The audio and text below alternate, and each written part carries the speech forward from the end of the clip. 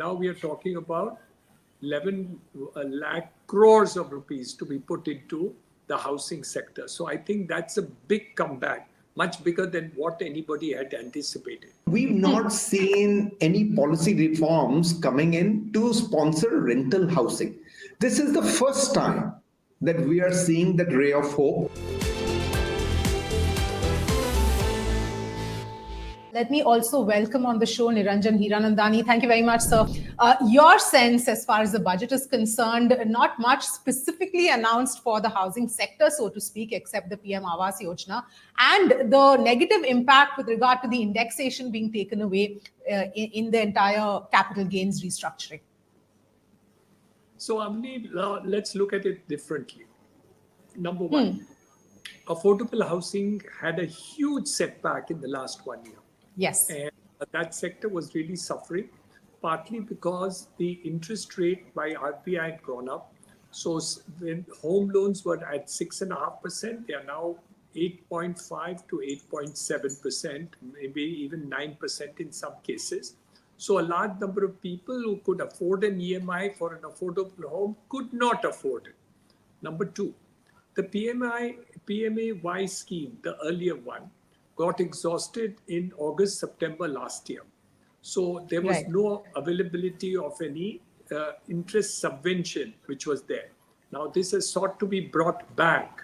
Not only is it brought back, but now we are talking about 11 lakh crores of rupees to be put into the housing sector. So I think that's a big comeback, much bigger than what anybody had anticipated. So I think that's an issue which is there. The third major positive issue is the direction by the finance minister to the states in order to bring down stamp duty rates and other charges which are levied by the state government and the local authorities. In Mumbai, Avni, an average of almost 50% of the cost of many houses is from government taxes, stamp duty and other charges relating to additional FSI. So if you will take all that and more into consideration, the direction of this budget is really to make that change. Next, infrastructure. I think city infrastructure is definitely seeing a major improvement. Mumbai itself is adding 300 kilometers of metro in the next 2 years.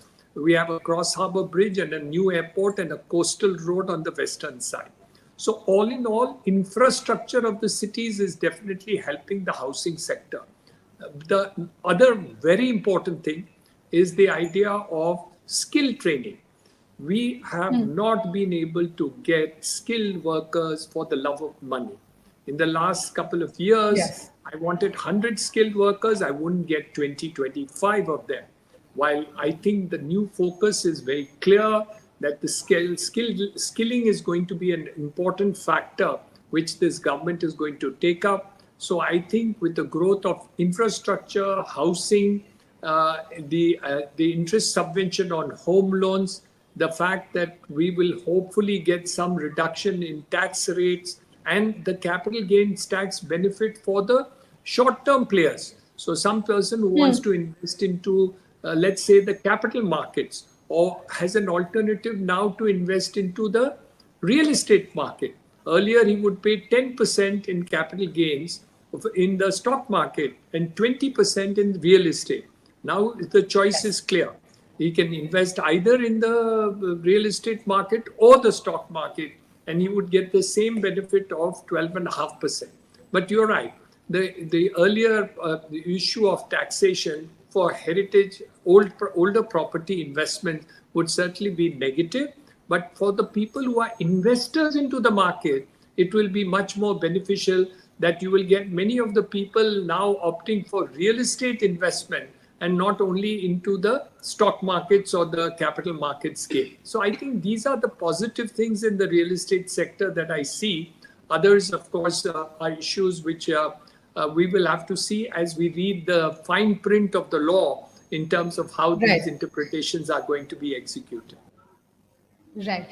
Mr. Hiranandani, you spoke about the jobs and the intent to ensure skilling and all these schemes that have been announced. While, like you said, yes, the intent is very clear that that is a big focus area, a priority of the government. But my question to you, is this enough? Is this going to be sufficient to address this big issue that has always been hanging over the country with regard to jobs? I don't know whether it's enough, but it's certainly a good start. Today, a lot of people who go for formal education in the colleges and schools in the normal system end up being jobless because no jobs are available. But if they get into the skilling system, I can assure you that the jobs are plenty and growing tremendously with infrastructure and all these things happening. So I think at least the direction is correct. How much and more do we need? We don't know. Earlier, when the first PMAY scheme came up, when they said 1 crore houses for the country, the whole country said it was too many, which they are planned to construct and give benefit for housing. But ultimately, now we have found that it is not enough. We are going to do 1 crore houses. And remember one thing, 50% of the population of Mumbai, the richest city in India, is still having 50% of the population living in jhopatpattis or slums. So we have a long way to go in terms of housing sector to be improved and all that. And of course, the last one, which is rental housing, we've been asking for facilities in that for a long time. Now we have got a first look at it, wherein they have given a benefit for rental housing in the PPP mode for industrial workers to be done in the dormitory mode. Now, why only industrial workers and not other workers in the IT sector or other sectors? And why not for co-living? Why not for education? And why not for other normal rental housing? So I think rental housing, probably they've taken first step into the water, and probably hopefully next year or any time in between, they will certainly look at it and say that we will expand it into the other sector, as the industry has been demanding for a long period of time. Yes, absolutely, Mr. Hiranandani. Let me also welcome Anuj Puri, who is with us here on the show as well. Your thoughts as far as this budget was concerned? We were just chatting with Mr. Hiranandani as well, in terms of it's been a bit of both as far good news and bad news as far as real estate is concerned. So Mr. Hiranandani has covered a lot of it. I was listening patiently, and he's been very eloquent. And as always, I'll pick up the last point that Niranjan Bhai said. And, I'm also very excited with that. If indeed it is a ray of hope for rental housing, our thought, and I include Niranjan Bhai in that, the housing for all, which the Prime Minister had made the announcement, didn't mean that it was going to be owned houses for all. It was just housing for all. It also meant is that you could do rental housing. But we've not seen any policy reforms coming in to sponsor rental housing. This is the first time that we are seeing that ray of hope. As Niranjan Bhai said, this is more for industrial dormitories, for the workers who are working in those industrial units, to be done on a PPP mode. If indeed this becomes a success, then I feel is that a lot of the unfulfilled demand for housing can come through rental housing. So my guess is that the government may see over the next 6-12 months how this policy works. They've started perhaps small with the industrial factory worker dormitories, but if it works well, then why not in Bombay rental housing for people like us to be there, is middle class population to remain in there, maybe affordable housing guys to do that. So I'm very excited to see is that if there is more to be read in that over the next 6 to 12 months, where rental housing can become a real game for the real estate sector. Second, I would say is on the affordable housing. Again, Niranjan Bhai was absolutely correct. Is at the time when PMAY said is that 1 crore houses, we thought, oh my God, 1 crore houses. I mean, that you look at it, how beautifully they executed. Physically, it is up. People are living in there, and today another 10 lakh crores for the affordable housing in urban areas has been announced, and that means 1 crore more additional units under PMAY. That to me is another big news. We had thought that there will be further tax exemptions on the home loan, interest that is paid, but we didn't see that happening. On the reverse, we saw that the long-term capital gain, got up, which is not the best of the things for the real estate industry. Again, 2.5% is not a big thing because it's gone from 10 to 12.5. But what is something that we will need to read in the fine print is whether the indexation. What does it mean that there is no indexation? Does it mean that you have to, only be allowed to deduct what your purchase price was? I mean, that will be a huge dampener. So we will need to see is that how does that reflect? And lastly, there was a huge amount of support given on infrastructure development, industrial development, which I thought was very nice to be able to sponsor not only job growths, but also to be able to bring in more real estate occupiers, more real estate developers, more real estate investors into the industrial and the warehousing sector. Right. So, Anuj, just on that point, because even I was trying to figure out, what this means, the indexation being taken away means for the real estate space. And from what I'm being told is because real estate won't have any indexation, 12.5% will be the flat tax rate. And anybody who invests in real estate, for them, they'll have to pay that irrespective of whether or not they're buying. So then they'll have to pay that tax. And then if they're buying, once again, they'll have to pay the registration costs. So it is going to become quite a difficult affair in terms of the cost of, selling of one house and buying another one. So I guess the people will not be encouraged to do that unless there is a very good reason. Yeah, and Avni, we will need to see how the fine print really reads is because what used to happen is that on the indexation was that the inflation rate was added. So, for example, I bought a house at 10 lakh and I'm selling it at 1 crore. There was an indexation on 10 lakh, which was the inflation rate, and hence I'll be able to index it. So I didn't have to necessarily pay on the capital appreciation of 90 lakhs. That 10 lakh through the indexation would become, say, 25, 30 lakh rupees, and hence I had to pay on 70 or 75 lakhs. That's what, we really want to see when it says no indexation means what? That it is going to be flat at 10 lakh rupees only. So you pay at 90 lakh and there is no inflation adjusted on your purchase price, which will become a big dampener. Right. Mr. Hiranandani, would you like to come in here in terms of course, we need to look at the fine print really, but your thoughts on what this impact could be? I think it will be positive in the investor market. The investor market is going to really boom into real estate because of the long-term capital gains tax and this being in the capital markets being equal. So I think I'm looking at that in a very positive way. Another aspect which I would like to cover is the fact that land records are going to be digitalized and done. What has happened is I bought properties 10 years ago. I suddenly find that the title to the property is messed up because the title documents are not clear, the digital maps are not clear, revenue records are not clear. Now the government is coming up under the Finance Ministry's guidelines, is going to say that they're going to digitize the entire country, revenue records of the rural areas and urban areas. I think this is a big story. A lot of people were afraid to invest into many places because the title documents were bullshit. I mean, you couldn't rely for them for Adams.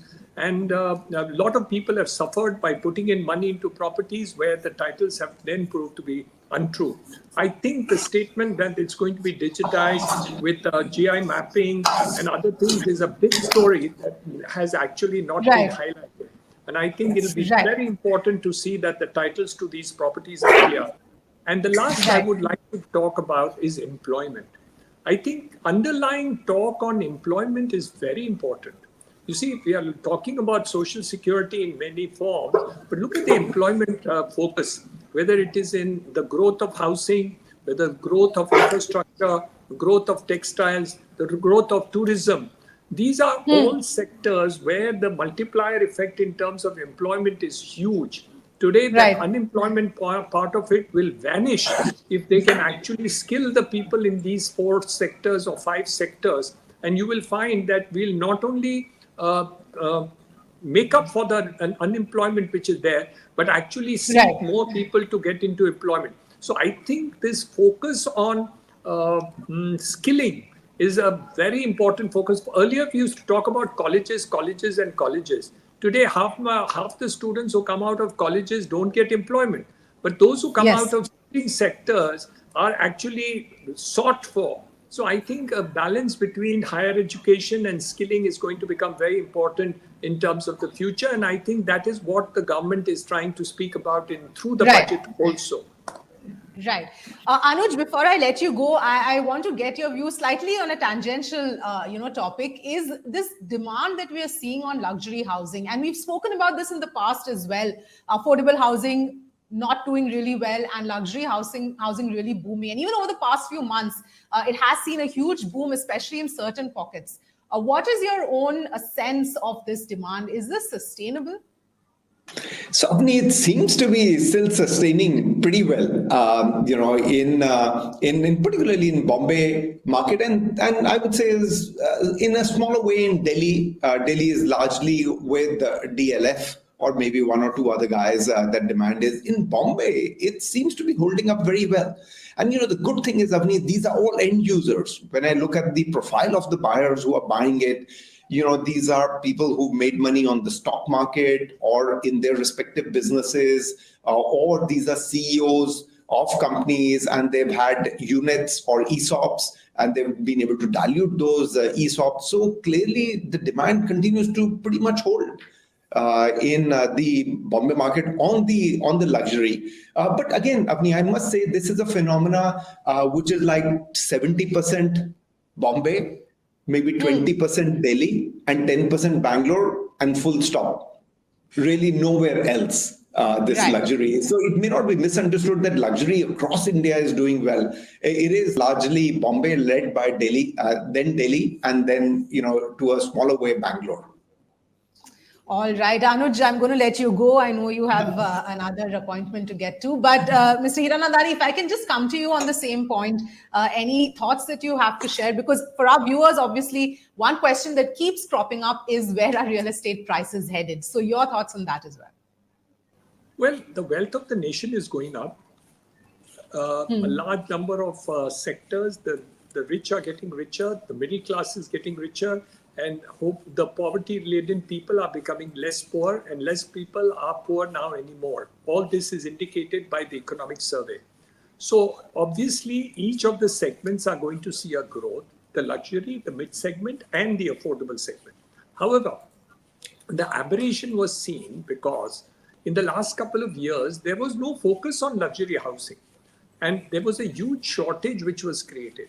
Now what has happened is luxury housing construction in terms of redevelopment of housing in western suburbs, in South Mumbai, mid suburbs is taking place by a large quantity. Once the numbers go up, you will definitely see the situation. However, my view is that the country is getting richer, that if GDP continues to go at 8% and then grow to 10%, obviously there'll be more wealthy people in the country. And that may be focused just now, as Anuj has said, in cities like Mumbai, Delhi, and Bangalore.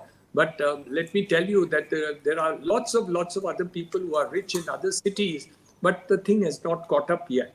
I've seen in Hyderabad where people are selling 10,000 and 12,000 square feet size flats. Large flats and apartments are taking place in Hyderabad. So it's not that the wealth is not getting spread. It is. And my view is that you're going to see many, many more wealthy people in the next decade. A lot of people moving from the lower middle class to middle class to upper middle class, and upper middle class to wealthy people. And this is happening across the board, which is fantastic for the country. So this aberration is there, yes, Avni, but I don't think it's sustainable. It's going to change, and all the other sectors will also pick up in the near future. I assure you, you'll see that in the next 1 year. All right, Mr. Hiranandani, we'll leave it there. Thank you so much for taking the time out and breaking that down for us.